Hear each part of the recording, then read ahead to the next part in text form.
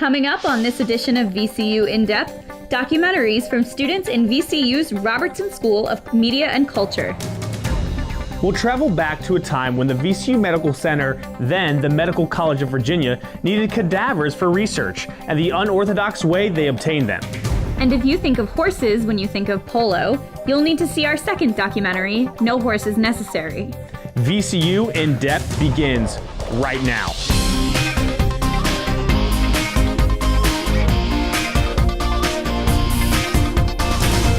Hello and welcome to this edition of VCU In-Depth. I'm Evan Ratner. And I'm Taylor Thornburg. Thanks for joining us as we feature documentaries from undergraduate students in VCU's Robertson School of Media and Culture. From deep in the ground to lying on a table in a hospital, imagine being taken from your final resting place unexpectedly. Grave robbing of the dead was a common occurrence throughout the United States in the late 19th century. Richmond grave robber Chris Baker was an infamous figure at the Medical College of Virginia. We take a look at his macabre life in this documentary called Postmortem. And a warning, this story includes graphic images that some viewers may find disturbing. Viewer discretion is advised. Welcome to Hollywood Cemetery. Nestled in the heart of Richmond, Virginia, this 19th century burial ground is the final resting place of politicians, soldiers, and generals. Named for the holly trees that adorn its rolling hills, Hollywood Cemetery is beautifully maintained and draws in respectful visitors from all over the state who walk the grounds with reverence. The hallowed bodies that lie buried here rest in peace, always remembered, never disturbed. But for some cemeteries, that hasn't always been the case. In an African American cemetery, the dead might not have been so lucky.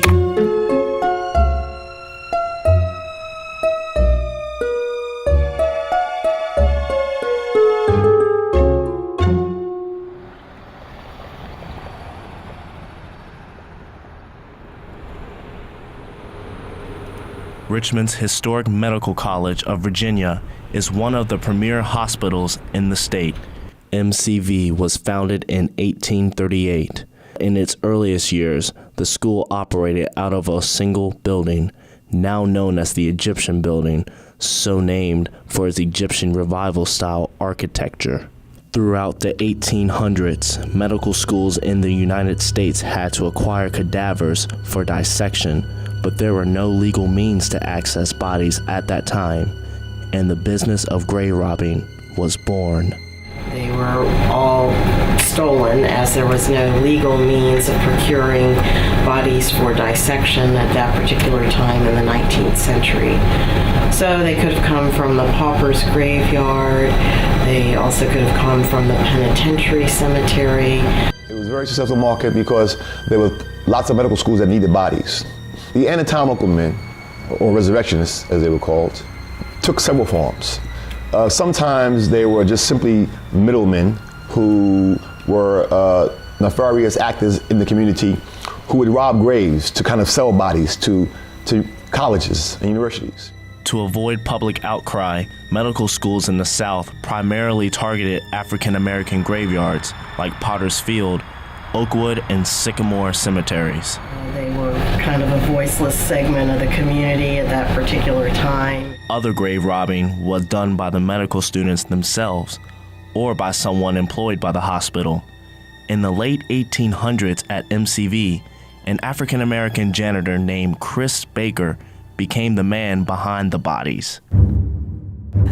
Chris Baker, he was born on MCV's campus, so we believe, and we think about the year 1848 or 1849. His father, they say, was a custodian. That's how they put him down on paper, but actually he himself was a resurrectionist. He was a professional body snatcher. He taught his son the trade. As I understand it, he would get paid something in the order of $10 for one of the graves. Baker lived nearly his entire life in the basement of the university.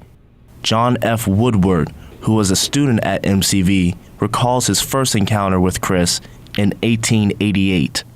I was unprepared for the shivers that passed through my body when I entered the dark hall in the rear of the Egyptian Building. Finally, a black face with a greasy skull cap pulled well down over the forehead appeared at a sort of window in what looked like a black silo. Chris Baker would go out with students. It's usually the students who were the labor. Chris Baker was kind of the brains behind the operation. And so he could go out and had gone out before by himself.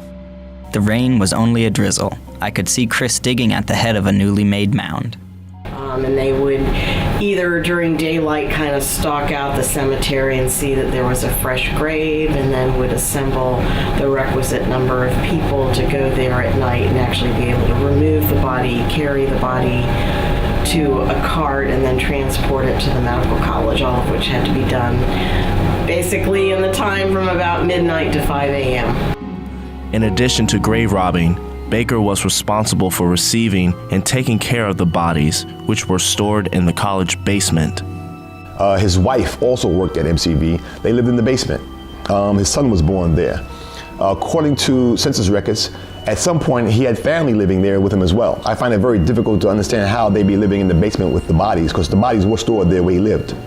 Chris Baker was a man of two worlds. Like many African American men who served whites in the South, Chris had to appease both sides in his life. In the white world, he was perceived as someone who was reliable, who was a resource. He was valued in the medical college. In fact, he was a member of the medical fraternity. The medical students relied on him for anatomical knowledge, to make sure that the lab was well stocked. The doctors admired him and spoke highly of him. In the black community, they despised him. And in fact, there were 2 attempts on his life. First attempt, they shot at him. The second attempt, a mob chased him back to the medical college. It is no small wonder that the fear of Chris Baker was so great in Jackson Ward that nurses used to threaten their children that Chris Baker is going to get you if you don't be good. One Richmonder remembers hearing a Negro girl say that Chris Baker took bodies to the college and made medicine of them. The medical students, I think, were not so afraid of him and often would pull pranks and capers at his expense. But he, in the end, proved to be kind of a valuable ally and friend because he could help them out of a jam with their anatomical studies. One professor, Dr. John W. Broadnax, that Baker worked for, decided to make a poem praising his work. To thee, who mindless of the helpless dead, these crude, unpolished lines are for you penned, who will daily sit in age with hoary head and scrape their bones, unthinking of your end. While you pursue your ghastly, ghoulish trade, does no compunction ever come to you? That as these cadavers you were made, and may have to receive this treatment too. Grave robbing was not always easy, and there were times when he and his partners were caught in the act. In fact, he was arrested twice, once with an African-American assistant, and the other time with 4 students from MCV. It turned out that this man, Chris Baker, was arrested and convicted, and I think interestingly, the very next day he was pardoned by the governor of Virginia. And so as a result of that, all of that is that the state of Virginia passed a law that made it so that the medical schools could get bodies from poorhouses and the indigent folks, so they didn't have to transfer money. In other words, it took the financial benefit out of somebody robbing graves. And thus the era of grave robbing came to an eventual end. Well, he worked pretty much up to the time of his death. There was still a need for someone to kind of keep track of the specimens so that when the professor of anatomy asked for a femur or skull showing a head wound, that he could make those available to the professor. Chris Baker worked even when he was sick until he eventually died in 1920. He is buried at Evergreen Cemetery, but the location of his gravestone is unknown. Baker's death marked a legacy in Richmond community as the press and his peers remember him for his work. When he died, his death was on the front page of the Richmond Times-Dispatch. Even for white people who died, they would be placed in the obituary section. But Chris was such a public figure that he was on the front page of the paper. For science 'tis aimed, yet you get no part in what is gained, and they the honors bear. In co-partnership, you share not their art, but day by day must sit and cut and pare. John W. Broadnax.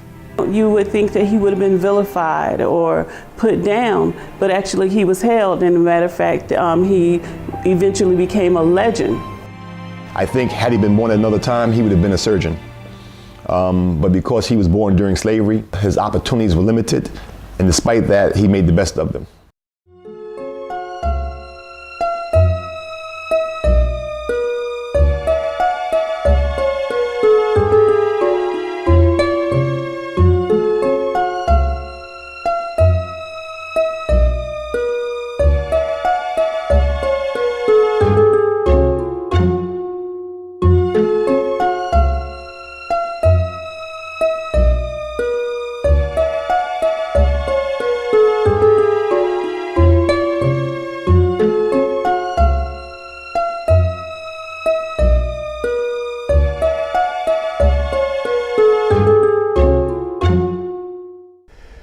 I'm Bill Oglesby, an assistant professor at the VCU Robertson School of Media and Culture and the instructor for the documentary class. Joining me tonight are the producers of the postmortem documentary, Thomas McInless and Sean Hicks and Dante Land. Let me just start, guys, by saying I was creeped out, so you succeeded there. But getting beyond that, Thomas, let me ask you, how and why did you come up with the idea of doing this documentary on Chris Baker? I first heard this story in an anthropology class I took a couple semesters ago. We had to give presentations on something vaguely anthropology related, and somebody gave hers on the Richmond grave robber. And I just thought it was a really cool, interesting story that not a lot of people have heard, so I was really excited to explore it. Good, okay. And now, Sean, I like the reenactments too. I understand you were actually the body in the reenactments, is that right? Yes. Outstanding job, you really emoted there. But what made you decide to do the reenactments, and what did it feel like shooting them? Well, we decided as a group that we really wanted to do the reenactment because we really wanted to engage the viewers what it was like during that time for a grave robber to, go into cemeteries and dig up, dead bodies and, basically explore that, pretty much get the feel of, being creeped out in a way. And I know for me personally that when we did do the reenactments that it was very interesting and very fun at the same time, just getting the feel of what they went through at that time. Okay. Dante, let's let you talk about the music a little bit. That added a lot to the documentary. I think that sort of creepy little suspicion of something's happening here. What made you choose that particular music? Well, yeah, it was definitely to add more creepiness to the documentary. We just sat down, listened to some music, decided which would be the creepiest for the documentary, and then when we put it in premiere, it made it sound so much better. At first, it was an okay documentary, we thought, and then we put it on, and it was like, wow, this is perfect.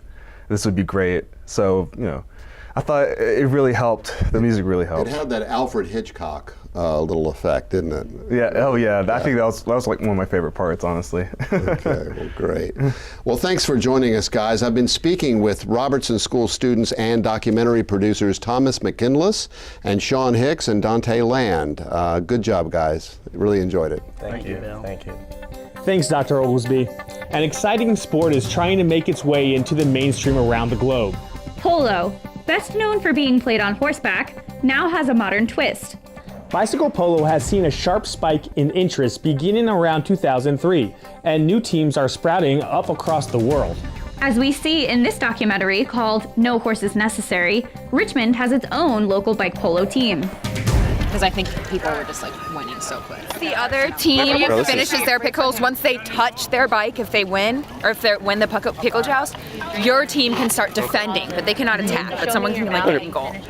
Three. Cheers to it. Cheers. 3, 2, 1. Boom.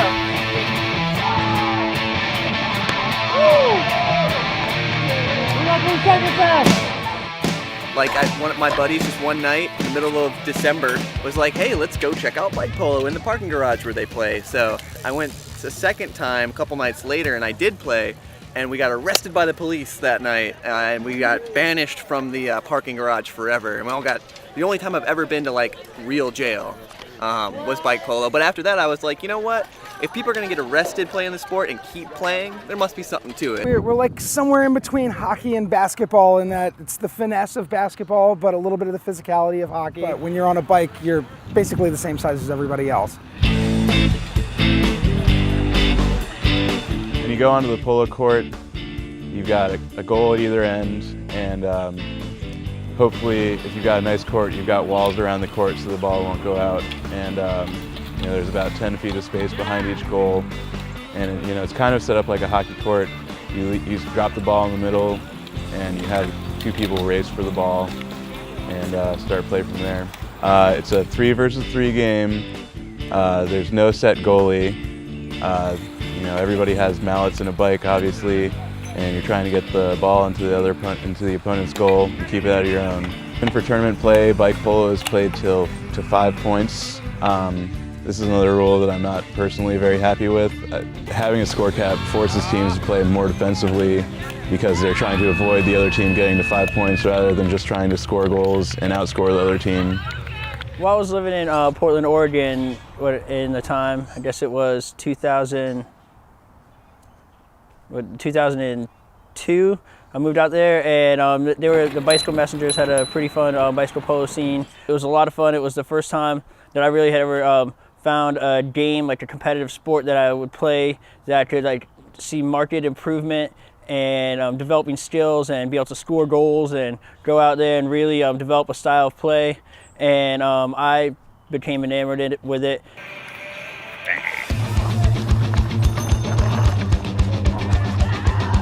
Go, you're good today.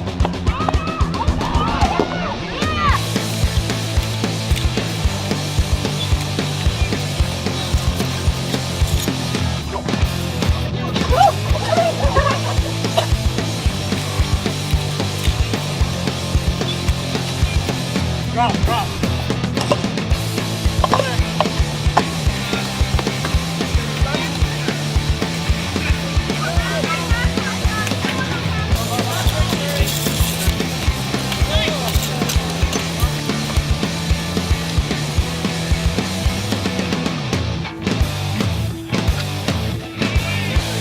Southeast Bike Polo gave me, next to my son, my prized possession. And this guy's the guy who made it all happen. It's my best friend, Sean Bowman, and he kept me in the game. Dynasty, number one. Yeah. So shady. Internationally known, locally respected. To tell you how great a community polo is. Me and Sean Bowman were downtown Raleigh one day, and for 30 minutes we went to Subway to get a sandwich and had our bikes locked up. We come back and somebody had chopped the lock and stole my polo bike. I was really down on my luck, had just lost my job, hadn't been living here long, and it was looking real glim, you know, for my polo career. So Sean Bowman went around to a couple tournaments that I couldn't go to because I didn't have a bike and didn't have the money even if I did have a bike. Went around and told everybody, hey, you guys know Chris, you know that he loves polo. I'm trying to raise money and get him a bike. And one day Sean comes over to the house and he tells me, hey, I'm going over to Michelle's house. They're having pizza tonight. We're gonna drink and hang out. And I walk in and a little emotional talking about it. They had Dodici leaning up against the wall, and I walked in and was like, shh. And everybody's just staring at me, and I think Michelle's like, that's you. And it took everything I had not to cry. You want to see the bike they got me? In my opinion, one of the sexiest bikes in the country.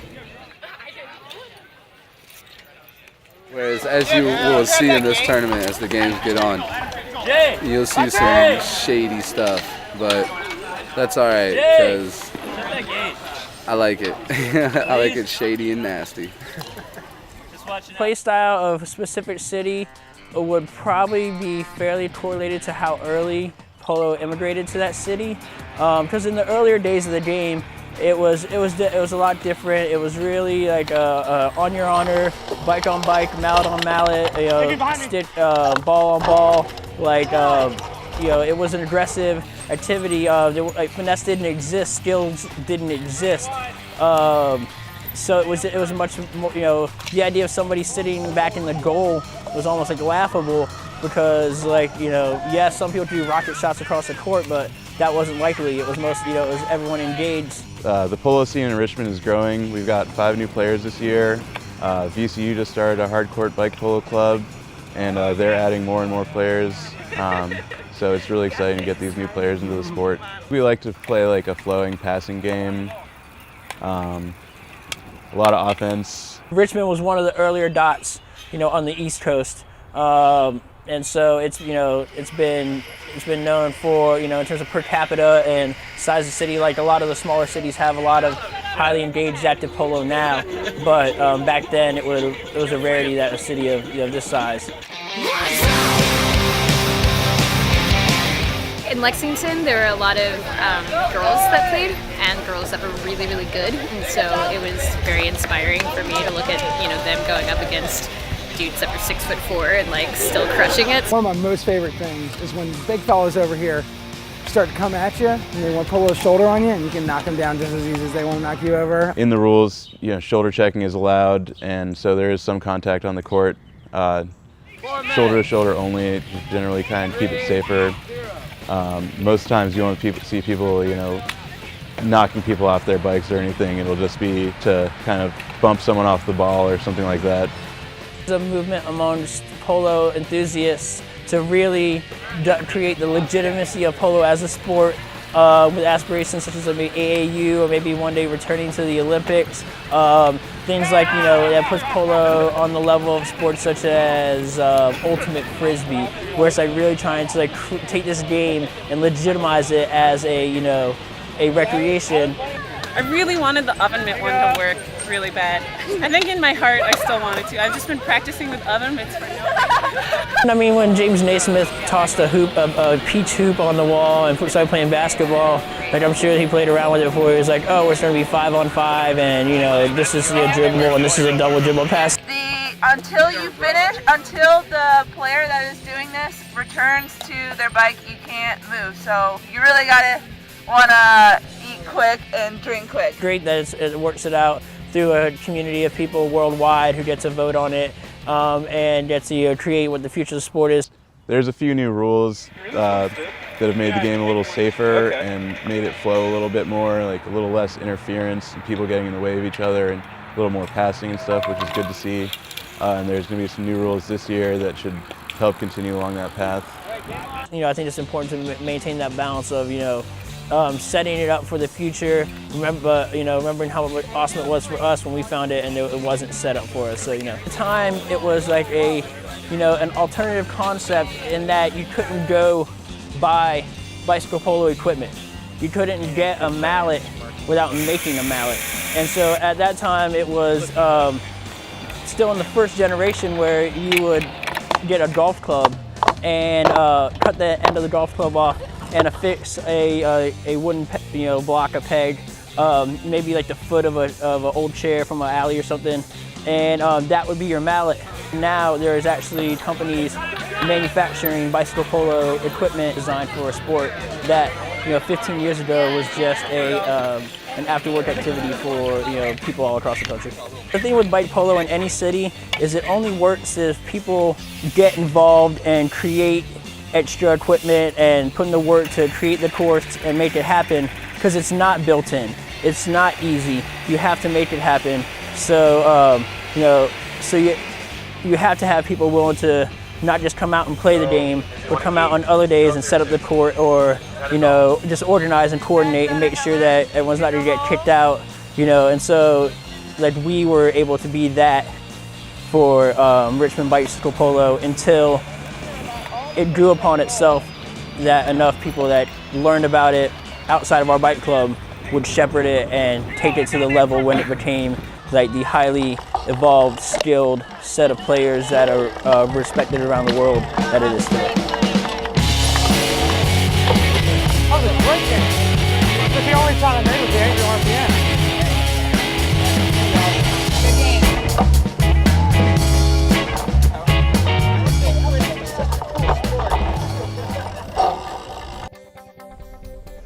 We're here with the student producers of the No Horses Necessary documentary, Zach Staple, Forrest Nguyen, and Catherine Giovanetti. Good job, guys. Thank you. Thank you. Made me a little dizzy, though. Was that the intent? At some points of it. Okay. So.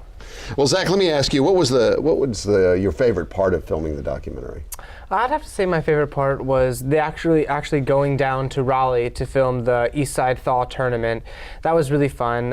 It was one of the first major outings we had filming it, and we really got a feel for the community of it, apart from the actual technical sport of it. We were housed by one of the guys you'll see in the documentary, Sean Bowman, and it was us and like 5 other people from out of town all crashing on in his little apartment, and so we really got to be like very intimate with the players and the people, and that in the tournament was just a lot of fun to be at as well as shoot.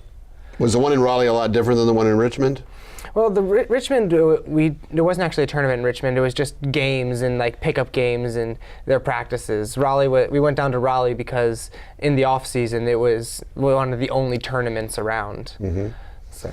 Forrest, let me ask you about just the high intensity of it and the fact that it's moving so fast. Did that make it difficult to film it with? I know you had the GoPro camera and so forth. With the GoPro stuff, we actually made a rig. Zach made it, and it just attached to their back in like a backpack sort of thing, and the camera was up here.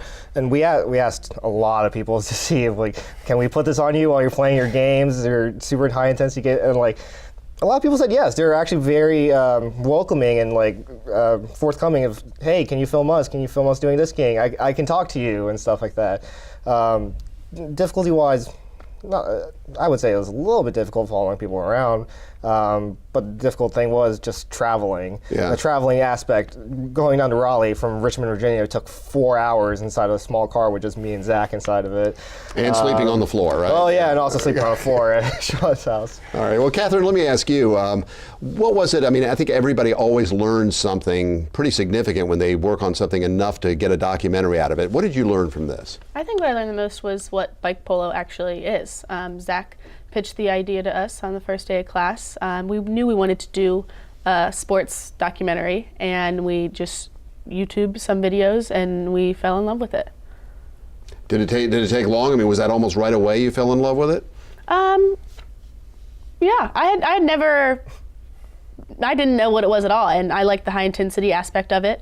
I'm really into sports, as we all were, so I think we all really enjoyed filming a high intensity sport. Okay, great. Well, Zach Staple and Forrest Nguyen and Catherine Giovanetti. Good job, guys. Thanks. Thank you. Thanks again, Dr. Oglesby, and all of the documentary students. That does it for this edition of VCU In Depth, and thank you for joining us. I'm Taylor Thornburg. And I'm Evan Ratner. For all of us at VCU In Depth, good night.